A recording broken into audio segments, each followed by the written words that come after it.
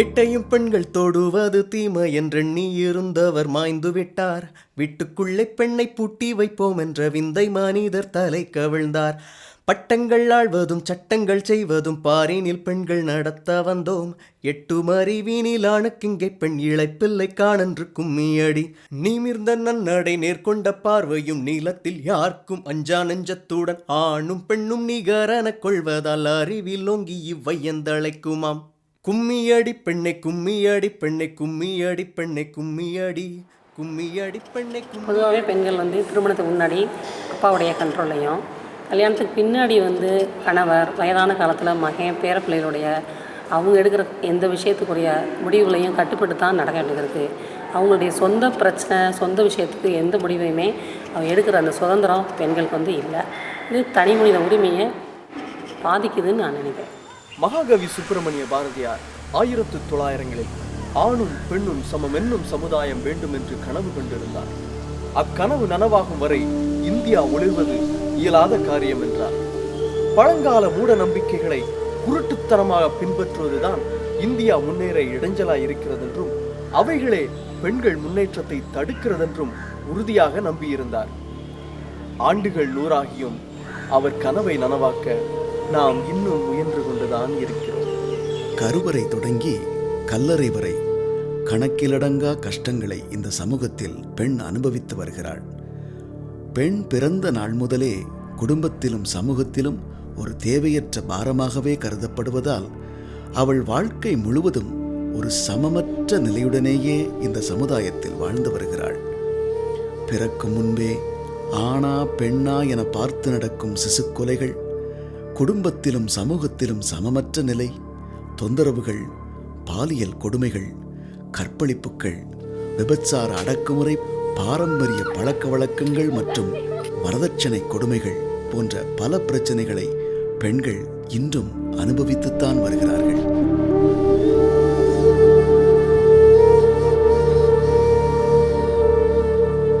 இந்த சமூகம் ஆண் பெண் எனும் இனப்பாகுபாடுகளை கல்வியிலும் வேலை செய்யும் இடங்களிலும் அரசியலிலும் காண்பித்து வருகிறது.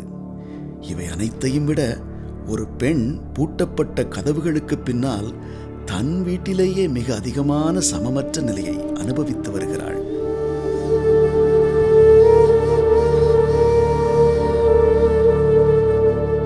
ஒரு short stay home for women, அதாவது குறுகிய கால தங்கும் விடுதின்னு சொல்லி ஒரு ஹோம் நடத்திக்கிட்டு இருக்கோம். குறிப்பாக பாதிக்கப்பட்ட பெண்கள், மனதளவிலையும் உடம்பளவிலையும் பாதிக்கப்பட்ட பெண்கள் இங்கே வர்றாங்க. ஏதாவது வீட்டில் ஹஸ்பண்டோடைய ஒரு பிரச்சனை, சில பெண்கள் அந்த டவுரி பிரச்சனை, ஹஸ்பண்ட் என்ன பண்ணுறாரு, எப்படி நல்லா குடிச்சிட்டு அவனை நல்லா அடித்தா வீட்டுக்கு போய் அந்த பணத்தை வாங்கிட்டு வா, எனக்கு ஜுவல்ஸை வாங்கிட்டு வா அப்படின்னு சொல்லும்போது கூட அப்படி பிரச்சனை. சிலது ஜாதி பிரச்சனைகள், இவங்களுக்கு வேற எந்த ஆதரவும் இல்லை, எங்கே போகணுன்னு தெரியாமல் வர்றாங்க. சிலவங்க மனசு விட்டு சொல்கிறாங்க, எனக்கு அடி தாங்க முடியாமல் வெளியில் வந்துட்டேன், இல்லாத என் ஹஸ்பண்டு பேசத்தகாத வார்த்தைகளை என்னைய பேசுகிறாரு, ரொம்ப அசிங்கமாக பேசுகிறாங்க அப்படின்ட்டு வருவாங்க. அக்கம் பக்கம் யார்கிட்டையும் போய் சொல்ல முடியாது. அதாவது அவங்க ஃபீல் பண்ணுறாங்க, நம்ம பிரச்சனை வெளியில் தெரியக்கூடாதுன்னு சில மறைக்கிறாங்க. சிலவங்க நம்ம அப்பா அம்மாட்ட போய் சொன்னால் இன்னும் அவங்களுக்கு கஷ்டம் ஆயிருமே அப்படின்னு நினைக்கிறாங்க. சில நாள் நம்ம இந்த ஹஸ்பண்டோடு இருந்து வாழத்தான் செய்யணும், ஏன்னா குழந்தைகளுடைய எதிர்காலத்தை நினைக்கி ஒரு தாய் எவ்வளோ கஷ்டப்படுறா அப்படிங்கிறது தெரியுது. அந்த ரொம்ப கொடுமைப்படுத்தினார். அதாவது அவருக்கு குடி, கஞ்சா, ஊசி போடுற பழக்கம், பொம்பளைய தொடர்பு, இல்லாத பழக்கங்கள் இல்லை, எல்லா பழக்கமே உண்டு. தூங்கிட்டு இருப்பேன், கர்ப்பிணியான நான் நிறமாச கர்ப்பிணியாக இருக்க நேரம் கூட அடித்து ஓடையில் முடிய பிடிச்சி தெருவுக்கெல்லாம் கொண்டு வந்து அப்படி ரொம்ப என்னென்ன கேவலப்படுத்த முடியுமோ அந்த அளவுக்கு கேவலப்படுத்தினார்.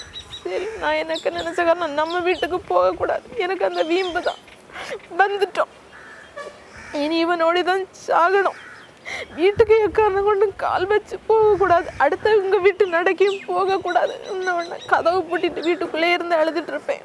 அவனுக்கு ஒரு பயம், ஏன்னா ஜாதகப்படி ஏதோ கேட்க நேரம் இவன் வந்து கடைசி வரம் கூட இருக்க மாட்டா, இடையில போயிடுவேன்னு யாரோ சொன்னான். அதனால அந்த ஆளுக்கு மனசில் அந்த எண்ணம் அப்படியே வைராக்கியமாக பதிஞ்சிட்டு.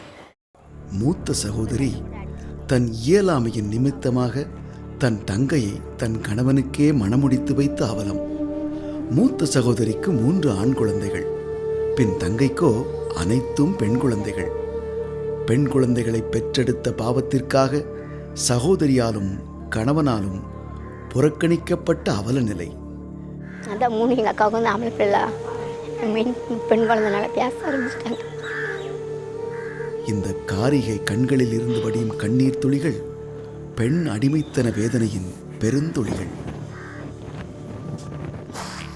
குடித்து கும்மாளம் அடிக்க வீட்டின் மொத்த வருமானத்தையும் சுருட்டிச் செல்லும் கணவன், பள்ளி கட்டணத்துக்கு பணமில்லையே என்று கதறும் பிள்ளை, இதற்கிடையில் சிக்கி தவிக்கும் பெண்ணாய் தாயானவள் தன்னையே விபச்சாரத்திற்கு தாரை வார்த்து அதில் பெற்ற பணத்தை வைத்து பள்ளி கட்டணம் செலுத்தி பிள்ளையின் கண்ணீர் துடைக்கும் கொடுமை பெண்ணின் மனமும் உடலும் படும் பாடுகளை புட்டு புட்டு வைக்கின்றது. என்னோட மகன் படிப்புக்காக என்னை இழக்க வேண்டிய சூழ்நிலை வந்துச்சு.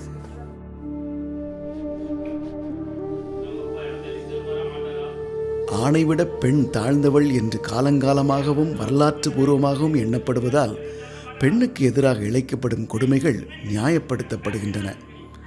தான் செய்த ஒரு விஷயம் தவறு என்று தன் கணவர் நினைத்து தன்னை அடிப்பதை இன்னும் பெரும்பாலான பெண்கள் ஏற்றுக்கொள்கிறார்கள். அந்த விஷயத்தை மீண்டும் செய்யாமல் தன்னை மாற்றிக்கொள்ளவும் பழகிக்கொள்கிறார்கள். தங்கள் கணவரால் திணிக்கப்படுகிற எல்லா அடக்குமுறைகளையும் தாங்கிக் கொண்டு வாழ வேண்டும் என்றுதான் நினைத்து கொண்டிருக்கிறார்கள். தங்கள் குழந்தைகளின் உடல் நலனையும் மன வலிமையையும் விட தங்கள் திருமண வாழ்வை காத்துக்கொள்வதையே முக்கியமான விஷயமாக பெண்கள் கருதுகிறார்கள். பெற்ற மகளின் கற்பைச் சூறையாடிய தகப்பன், அவருக்கு வாழ்க்கைப்பட்டு காலமெல்லாம் கண்ணீர் சிந்தும் அம்மகளின் தாய். பெத்த பிள்ளைன்னு கூட பார்க்காம ஒரு மிருகத்தனமாக நடந்திருக்க. காலையில் என் பொண்ணு வந்து அழுது எல்லாத்தையும் தாங்கிக்கிட்டேன். இதை மட்டும் என்னால் ஜீரணிக்க முடியல. கணவனது குடும்பத்தைச் சார்ந்த மற்றவர்கள் கைகளிலும் மனைவி பந்தாடப்படுவதை கண்கூடாக பார்க்கிறோம். குடும்பச் சூழலில் பெண்களுக்கு இழைக்கப்படும் அநீதியானது வயது, வகுப்பு வித்தியாசங்கள் மற்றும் சமூக பொருளாதார பின்னணிகளையெல்லாம் தாண்டி நிற்கிறது. எல்லா சமூக பிரிவிலும் இக்கொடுமைகள் பூட்டிய கதவின் பின்னேயே பெரும்பாலும் நிகழ்கின்றன. சமூகத்தில், குறிப்பாய் குடும்பங்களில் பெண்கள் மற்றும் குழந்தைகளுக்கு இழைக்கப்படுகிற கொடுமைகளால் ஏற்படும் விளைவுகள் மிக அதிகம். ஒரு தாய்க்கு ஏற்படும் உடற்காயங்களினாலும் மனச்சிதைவினாலும் அவள் குழந்தைகளின் நலன் பெரிதும் பாதிக்கப்படுகிறது. அவளுக்கு இழைக்கப்படும் கொடுமைகளை பார்த்து வளரும் குழந்தைகள் தங்கள் பெற்றோரைப் போலவே தாங்களும் நடந்து கொள்கிறார்கள். மேலும் பிரச்சனைகளுக்கு தீர்வு காணும் திறனையே இழந்து விடுகிறார்கள். கர்ப்ப காலத்திலும் மற்ற நேரங்களிலும் பெண்களுக்கு தேவையான ஊட்டச்சத்து மறுக்கப்படுவது மிகச் சாதாரணமாக ஏற்றுக்கொள்ளப்படுவதால் அவர்களுக்கான மருத்துவ செலவுகளும் அவசர தேவைகளும் அதிகரிக்கின்றன. இதனால் வேலைக்கும் செல்ல இயலாமல் இவர்கள் பொருளாதார நிலை மிகவும் பாதிக்கப்படுகிறது. காலத்துக்கு முன்பு மரணமும் தழுவிக்கொள்ளுகிறது. அவங்களோட கன்சர்ன்டாக நம்ம கவுன்சிலிங் கொடுத்து அப்புறம் அதை ஃபாலோ பண்ணுறோம். அவங்கள அங்கேயே ஸ்டே பண்ணி அவங்களுக்கு சாப்பாடெலாம் கொடுத்து ரீஹாபிலிட்டேஷன், அவங்களுக்கு பொருளாதாரத்தில் அவங்க ஒரு ஸ்டெடி ஆகணும். அதனால் அவங்களுக்கு ஒரு எக்கனாமிக் சப்போர்ட் கொடுக்கறதுக்காக அவங்களுக்கு சில தொழில் சொல்லி கொடுக்குறோம். அதாவது அவங்களுக்கு ஆரம்பத்தில் அவங்களுடைய இன்ட்ரெஸ்ட்டும் எபிலிட்டியுக்கு தக்க அவங்களுக்கு இப்படி டெய்லரிங், டைப்ரைட்டிங், கார்மெண்ட் மேக்கிங், இல்லாட்டி இந்த கிராஃப்ட், அதாவது அவங்களுக்கு கத்தாழை நார், வாழ்நார், எந்த கிராஃப்டில் அவங்களுக்கு இன்ட்ரெஸ்ட்டோ அதை பார்த்து ஸ்லோலி அவங்க மைண்டை டைவர்ட் பண்ணுறது.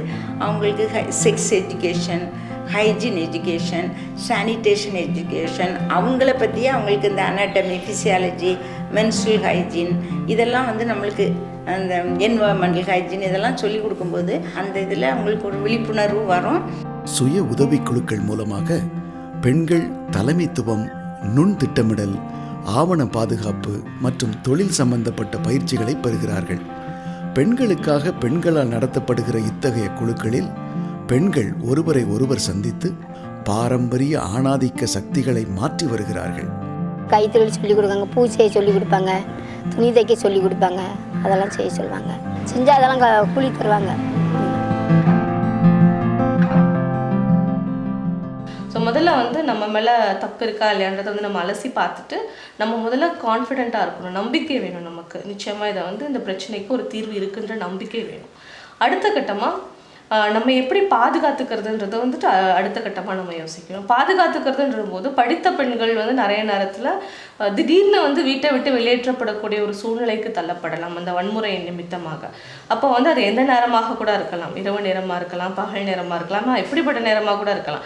அப்போ அந்த நேரத்தில் வந்து கையங்காலோட ஜஸ்ட் அவங்க வந்து நிறைய நேரத்தில் அப்யூஸ் பண்ணப்பட்டு அடித்து ரத்தம் சிந்த கூட வெளியேற்றப்படக்கூடிய நிர்பந்த சூழ்நிலைகள் இருக்குது. அப்போ இதையெல்லாம் வந்து முன்னெச்சரிக்கையாக நம்ம யோசிக்கிறதுல தப்பு கிடையாது. யோசித்து நமக்கான பாதுகாப்பு விஷயங்களை நம்முடைய படித்த சான்றிதழ்கள், சர்டிஃபிகேட்ஸ், இது எல்லாத்தையுமே நம்ம வந்து முன்கூட்டியே பத்திரப்படுத்தி வச்சுக்கணும். நமக்கு தெரிந்த நபர்கள்கிட்ட வந்து நம்ம இதை வந்து கொடுத்து வச்சுக்கலாம். இல்லை நம்ம பாதுகாப்பு அப்படின்னு கருதக்கூடிய இடங்களில் வந்து இதை வந்து வச்சுக்கலாம். அதே மாதிரி சர்டிஃபிகேட்ஸ் மட்டும் இல்லை, நமக்கு தேவையான பணம், இந்த நம்முடைய குழந்தைகள் நம்ம வந்து வெளியே போனால் நம்ம வந்து எப்படி நம்ம சர்வை பண்ணிக்கிறதுன்றதுக்கான பணம் இருக்கணும். இது மட்டும் இல்லை, யாராவது ஒரு மூன்றாவது நபருக்கு இங்கே நடக்கக்கூடிய விஷயங்கள் வந்து தெரியப்படுத்துறது ரொம்ப ரொம்ப அவசியம். நம்ம நிறைய நேரத்தில் என்ன நினச்சிக்கிறோம்னா, இது வந்து ஒரு குடும்ப விஷயம், இதை வந்து வெளியே சொன்னால் நம்மளை தப்பாக பேசுவாங்க அப்படின்லாம் நம்ம நினச்சிப்போம். ஆனால் அது வந்து ரொம்ப தவறான விஷயம். ஏன்னா இது வந்து குடும்ப விஷயமா இருந்தால் பிரச்சனைகள் வந்துட்டு ஒரு உயிருக்கு ஆபத்து அப்படின்ற நிலைமையை வந்து அது ஒரு வன்முறை, ஒரு பெண்ணுடைய தன்மானத்தை பாதிக்குது அப்படின்னும் போது நிச்சயமாக அது வந்து பார்க்க வேண்டிய ஒரு விஷயமா இருக்குது. அதில் அக்கறை செலுத்த வேண்டிய ஒரு விஷயமா இருக்குது. அப்போ இதை பற்றி நம்ம வந்து நமக்கு நண்பர்கள்கிட்ட, நமக்கு நம்பிக்கையானவர்கள்கிட்ட நம்ம வந்து இதை பற்றி பகிர்ந்து கொள்வது ரொம்ப அவசியம். ஆலோசனைகள் கேட்கலாம். முன்கூட்டியே சில தொலைபேசி எண்களை வந்து நம்ம வந்து தெரிஞ்சு வச்சுக்கணும். அவசர காலத்துக்கு யாரை உதவிக்கு அளிக்கலாம்னு சொல்லி. இன்னொரு முக்கியமான விஷயம், நிறைய நேரத்தில் இந்த மாதிரி விவாதங்கள் வீட்டுக்குள்ளே வந்து சண்டை நடக்கும்பொழுது என்ன ஆகும்னா, வாக்குவாதங்களில் வந்து ரொம்ப எமோஷ்னல் ஆகி நம்ம வந்து நமக்கான பிளான்ஸை வந்து நம்ம சொல்லிடுவோம். இந்த மாதிரி நீ இல்லைனா என்னால் வாழ முடியும், நான் வந்து போனேன், நான் இப்படி செய்வேன் அப்படி செய்வேன், அப்போ இங்கே போய் கேட்பேன், இவங்க இருக்காங்க எனக்கு, அவங்க இருக்காங்க எனக்கு. அப்போ இந்த மாதிரி நிறைய ரிவீல் பண்ணும்போது அப்போ அவங்க வந்து நிறைய விஷயங்கள் வந்து நமக்கு வந்து முன்கூட்டியே தடை விதிக்கிறதுக்கான வாய்ப்பு இருக்கும். நீ இப்படி போனால் உன்னால் வாழ முடியுமா, அப்போ சர்டிஃபிகேட்ஸை நான் எரிச்சிடுவேன், அதை நான் வந்து இது பண்ணிடுவேன். அந்த மாதிரிலாம் நிறைய இது இருக்குது. நிறைய பேப்பரில் இன்றைக்கி இதை வரக்கூடிய பெரும்பாலான வழக்குகள் பார்த்தீங்கன்னா, பெண்கள் வந்து குழந்தைகளோட கிணத்துல குதிச்சிட்டாங்க, இல்லை எங்கேயாவது தன்னைத்தானே எரிச்சுக்கிட்டாங்க. அப்போ இந்த மாதிரி கேசஸ் வந்து நிறைய வந்துக்கிட்டு இருக்கு. அப்போ இந்த மாதிரியெல்லாம் விடுபடணும். முதல்ல வாழ முடியுன்ற நம்பிக்கை இருக்கணும் பெண்களுக்கு. கொடுமைக்கார கணவனிடமிருந்து பாதுகாப்புக்குரிய மானியங்கள், சொத்து மற்றும் அதை பராமரிப்பதற்கான உரிமைகள் ஆகியவற்றை குடும்ப வன்முறை பெண்கள் பாதுகாப்பு சட்டம் 2005 வழங்குகிறது. இது அவங்களுக்கு சொல்லிக் கொடுக்கும்போது அவங்களுக்கு ஓரளவுக்கு விழிப்புணர்வு கிடைக்குது. போலீஸ் ஆக்ஷன் மட்டும் இல்லாமல் லீகல் ஆக்ஷனுக்கும் உதவி செய்து முடிஞ்சால் கூட இந்த ஃப்ரீ லீகல் சர்வீஸ் கொடுத்துக்கிட்டு இருக்கோம். ஹஸ்பண்ட் அப்யூஸ் பண்ணுறாரு, ஹஸ்பண்ட் ரொம்ப டார்ச்சர் பண்ணுறாரு இருக்கும்போது அவங்க நிறைய போலீஸ் ஸ்டேஷன் போகலாம், நம்ம போலீஸில் பெட்டிஷன் கொடுக்கலாம். அவங்க சட்ட பிரகாரம் அவங்களுக்கு அந்த ஹஸ்பண்டுக்குடைய ப்ராப்பர்ட்டி ரைட், அந்த ப்ராப்பர்ட்டி ரைட் வந்து அவர் இஷ்டத்துக்கு ஒன்றும் செய்ய முடியாது. பிள்ளைகள் இருக்கும்போது பிள்ளைகளுக்கு அவங்க கண்டிப்பாக பிள்ளைகளுடைய எஜுகேஷன், பிள்ளைகளுடைய எதிர்காலம், பிள்ளைகளுடைய இதுக்கெல்லாம் அவங்க வந்து ஹெல்ப் பண்ணணும். குடும்ப வன்முறை சம்பந்தமான வழக்குகளில் உதவி செய்யவும், பாதிக்கப்பட்ட பெண்கள் சார்பாக மனு தாக்கல் செய்யவும் பாதுகாப்பு அதிகாரிகள் தயாராக இருக்கிறார்கள். தாங்கள் மீண்டும் தாக்கப்படுவோம் அல்லது பதிலுக்கு பதில் அச்சுறுத்தப்படுவோம் என்று எவ்வித அச்சமும் இல்லாமல் இருக்க பாதுகாப்பு சட்டம் உத்தரவாதம் வழங்குகிறது. இவ்விதமான பாதுகாப்பு சட்டங்களை ஒரு கணவன் மீறும்போது அவனை சிறைக்குள் தள்ளுவதற்கும் பெண்களுக்கான தேவைகளை பெற்றுத் தருவதற்கும் காவல் அதிகாரிகள் பரிவுடன் செயல்பட வேண்டும். பெண்களில் பலர் படிப்படியாக தமது உரிமைகள் பற்றிய விழிப்புணர்வை பெற்று வருகின்றனர். இதனால் தங்களது கணவனோ அவரது குடும்பத்தாரோ தரும் தொல்லைகளுக்கு தற்போது தலைவணங்க மறுக்கின்றனர். ஒரு பெண்ணின் அந்தஸ்து உயர வேண்டுமானால் முதலில் அது அவளது குடும்பத்தில் துவங்க வேண்டும் என்கிறார் கலாவதி. எனக்கு 2 பசங்க உண்டு. 2 பையங்களுக்குமே வீட்டு வேலை எல்லாமே தோசை சுடுறது, சப்பாத்தி சுடுறது, டீ போடுறது எல்லாமே கற்றுக் கொடுக்குறேன். ஏன்னா அவங்க நாளைக்கு வந்து அவங்களுடைய மனைவியாக வரக்கூடாது. எந்த பெண்டையுமே அவங்களுடைய கருத்துக்கள், அவங்களுடைய வேலை சுமைகள் இதெல்லாமே பகிர்ந்துக்கிறணும், அவங்கள மதிக்கணும், அதெல்லாமே சொல்லிக் கொடுக்குறேன். அதனால் அவங்க வந்து அந்த வீட்டு வேலை செய்கிறனால பக்கத்தில் இருக்க பசங்க வந்து அவங்கள கிண்டல் பண்ண தான் செய்வாங்க. இதெல்லாம் பொண்ணுக்குரிய வேலையெல்லாம் நீங்கள் பண்ணுறீங்க அப்படின்வாங்க. நான் சொல்லுவேன், இதை வந்து வெக்கப்படுறப்போ இது வந்து ஒரு கேவலமான விஷயமோ கிடையாது. இதை நினச்சி பெருமைப்படும். ஏன்னா நாளைக்கு வர பொண்ணுங்கிட்ட வந்து அவங்க வந்து மனைவிங்கும்போது அவங்களுடைய கருத்தை கேட்கணும், அவங்களுடைய வேலை சுமைகளை குறைக்கணும், எதையுமே அவங்கள சரிசமமாக வந்து அவங்கள பாவிக்கணும் அப்படின்ற ஒரு எண்ணத்தில் தான் நான் வந்து இதை சொல்லிக் கொடுக்கும்போது நாளைக்கு வர்ற பொண்ணுங்களை மதிப்பாங்க அப்படின்றத நான் நம்புகிறேன். என்னோட பேர் மெர்லின். எனக்கு மேரேஜ் ஆயிடுச்சு. என்னோடய ஹஸ்பண்ட், அம்மா, மாமனார், மாமியார், நான் எல்லோரும் சேர்ந்து தான் இருக்கோம். இப்போ எங்கள் வீட்டில் வந்து பார்த்தோன்னா என் ஹஸ்பண்ட் வந்து எல்லா வகையிலுமே எனக்கு உதவி செய்கிறாங்க. சமையல் அல்லது வீடை சுத்தமாக வச்சுக்கிறது, துணியெல்லாம் துவைச்சி எடுக்கிறது, எல்லா காரியங்களையும் எனக்கு ரொம்ப உதவியாக இருக்காங்க. குடும்பங்கள் இன்னும் சமுதாயம் தரும் இறுக்கத்தால் பாதிப்படையத்தான் செய்கின்றன. என்று பிறக்கும் குழந்தையானது அவளின் திருமணம் வரை பெற்றோரை அழுத்தும் சுமை என்ற மனப்போங்கு மாறி குடும்பத்தாரால் விருப்பத்தோடு ஒரு வெகுமதியாக வரவேற்கப்படுகின்றதோ அன்றுதான் குடும்பத்தில் அவளுக்கு எதிராக இழைக்கப்படும் அநீதி மறையும். ஆணுக்கு பெண் அந்தஸ்தில் குறைந்தவள், அடிமைப்பட்டவள் என்ற கற்கால சிந்தனைகள் இந்தியாவின் முன்னேற்றத்தை தடுத்து நிறுத்தும் தடைக்கற்களாக நிற்கின்றன. ஆணுக்கு பெண் சரிநிகர் சமம் என்ற நிலையை நோக்கிச் செல்லும் பாதை நீண்டதும் கரடு முரடானதுமான பாதைதான். ஆனால் இந்தியாவில் சமதர்மம் தலைதூக்கவும் பாதுகாப்பான சமுதாயம் உருவாகவும் இந்த சவால் நிறைந்த பாதையில் பயணித்துத்தான் ஆக வேண்டும். சித்திரவதைப்படுத்தப்படாமல் இருக்கவும், கொடூரமாகவோ கீழ்த்தரமாகவோ மிருகத்தனமாகவோ நடத்தப்படாமல் இருக்கவும், தண்டிக்கப்படாமல் இருக்கவும் எனக்கு உரிமை உண்டு. எங்கும் செல்ல எனக்கு உரிமை உண்டு. என் தனித்துவ அடையாளத்திற்கு எனக்கு உரிமை உண்டு. என் கருத்துக்களை சுதந்திரமாக சொல்ல எனக்கு உரிமை உண்டு. வாழவும் சுதந்திரமாய் இருக்கவும் தற்பாதுகாப்பிற்கும் எனக்கு உரிமை உண்டு. சட்டத்தில் சரிசமமான அந்தஸ்தையும் சட்டத்தின் மூலம் சரிநிகர் பாதுகாப்பையும் பெற எனக்கு உரிமை உண்டு. சமுதாயத்தோட நல்ல தனி மனித உறவுகளை எனக்கு அணிவிக்க உரிமை இருக்கு. சிறந்த உடல் மற்றும் மன ஆரோக்கிய நிலைகளை அடைய எனக்கு உரிமை உண்டு. என்னை மேம்படுத்திக் கொள்ள எனக்கு உரிமை உண்டு. சமூகத்திலும் அரசியலிலும் பங்கெடுக்க எனக்கு உரிமை உண்டு.